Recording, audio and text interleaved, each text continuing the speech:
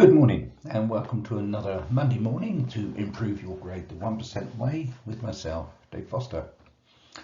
Part 10 now, we're working our way through them, we're almost there of this weekly course. The idea being that each week you try and do one thing, work on one of the competencies each week or every 2 weeks if you want, or 3, but each time you're doing a little bit to improve each one of the competencies one by one. And today we're going to look at was any verbal or physical intervention by the trainer timely and appropriate. Now, at first light, this one seems fairly simple one, but it's very, very crucial. It's a competency that's found under the risk management, so it is vitally important. It's probably one again that I see go wrong quite a lot. I'll explain why. The competency mentions two things, well, many things, but there are a couple of key words here, that is timely and then appropriate. So let's look at these first of all. Timely, what does that mean? Well, we've covered this in many other sections, really under planning, etc. But you need to be proactive in your teaching and planning, looking well ahead so you can anticipate what risks or difficulties your pupil will have. If you're not doing this, it can obviously cause problems. If you're not watching, you're not planning, then it could cause problems.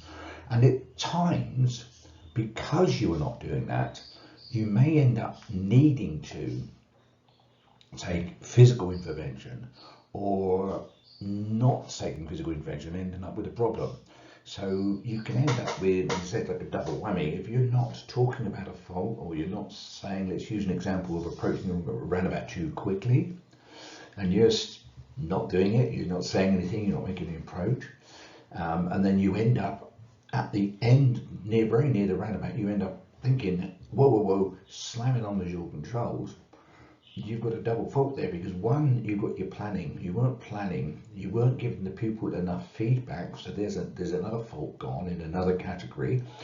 You weren't given sufficient feedback, you weren't given feedback that was timely or appropriate at the time, etc.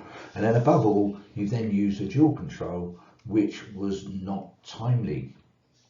So that one fault has lost you marks in at least 4 of the categories, 4 of the competencies, straight away there. So you can see how a lot of these are linked, and this is really crucial.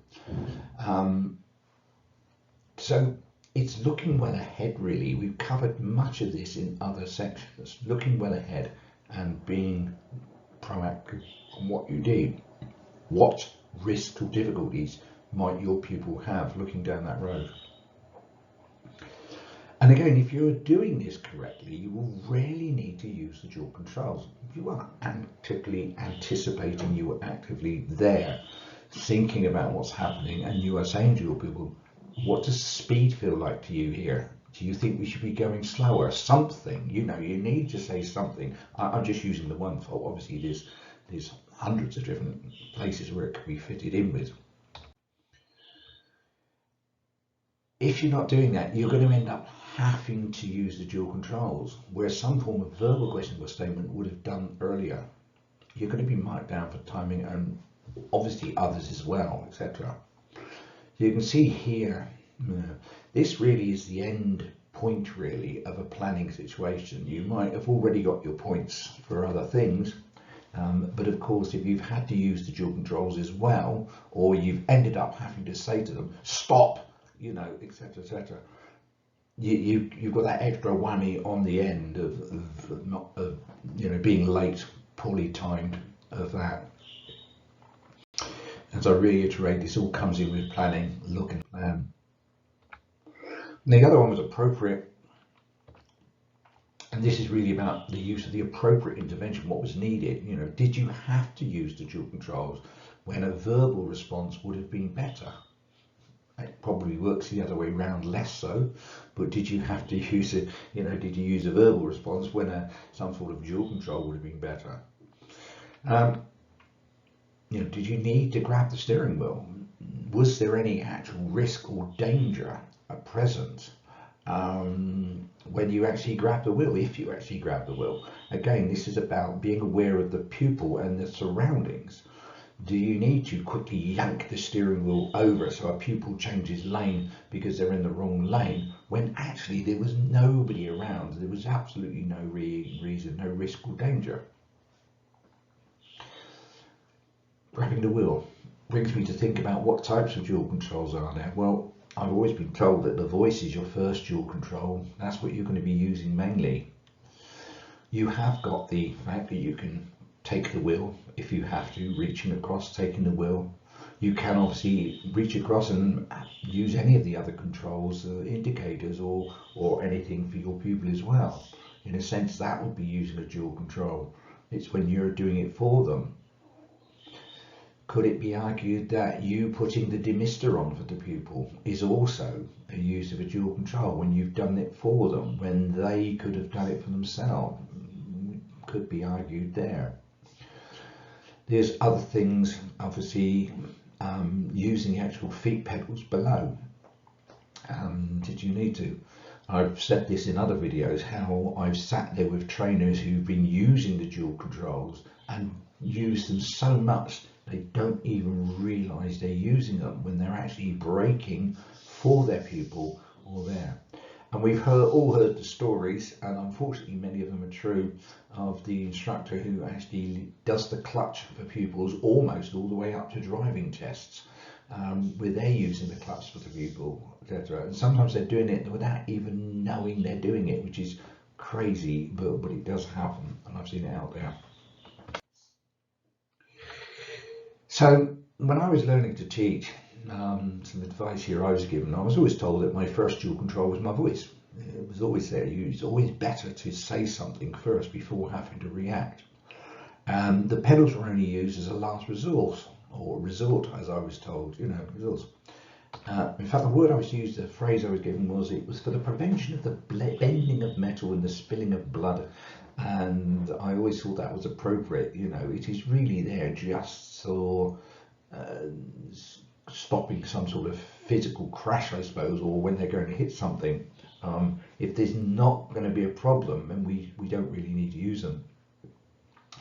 And I will add at this point, remember that if for any reason you have ever had to use a dual control, whatever it is, whether you've had to tell them to slow down, or whether you've had to reach across and use a control, you must explain afterwards to your pupil why you felt you had to do that and what were the dangers and the risks. So remember that. There is a tendency for novice instructors to sit over the dual controls and be a little trigger happy. Again, that's what I was talking about earlier, instructors sitting over the dual controls. Practice makes us relax more, and ultimately, I will repeat this, but planning is the key. Let's look at an example here. As I said, you have a pupil heading towards a junction, and every instinct in your body says it feels too fast. So it's better to ask early on the speed on approach. Are we going at the right speed? Do you think we need to slow down? Something. Don't leave it to the last minute where you end up dual controlling them.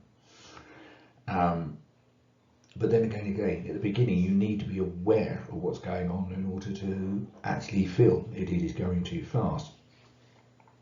I have seen this on test where somebody completely insisted, the examiner was saying that you didn't need to dual control them there, meaning if you had been early with your verbal approach to this, if you had been questioning, etc., you wouldn't need to dual control. I remember the trainee was arguing, but if I hadn't have dual controlled them, we would have crashed. Yes, we would have, because we had to use controls there, but had we have used verbal questioning beforehand, we would not have needed to use the dual controls, and that's what they mean about the timing. So previous advice, I've often talked about this. I talked about it when we're looking at identifying risk, etc. Set your seat up as far as possible. It really will help.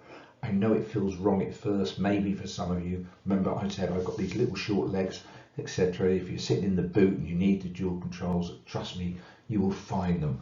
But sit back as far as you can. and looking far down the road, you know, thinking what could go wrong has to be, you know, the way to go. Looking far and thinking. And I suppose this whole thing we've heard before, prevention is better than cure. It's better to get in early than end up dealing with it late. A very short one today really for this one, but that's my advice really. Next week, for the rest of this week, look at how you're looking at the road ahead. Looking, did I really need the dual control? Could I have seen the signs earlier? And my shameless plug, as I often put at the end of this, etc. You know, one of the things I do quite a lot is selling these books, etc. It's absolutely up to you. But one of the ones that can really help with a lot of this is the one I've circled here, the 31 complete lesson plans, etc. If you're interested, then follow the link from the website to it. Thank you for that. That's the end of today. I will see you next Monday, and we'll look at one of the other risks, one of the other competencies. You have a great week out there teaching, and I look forward to seeing you next week.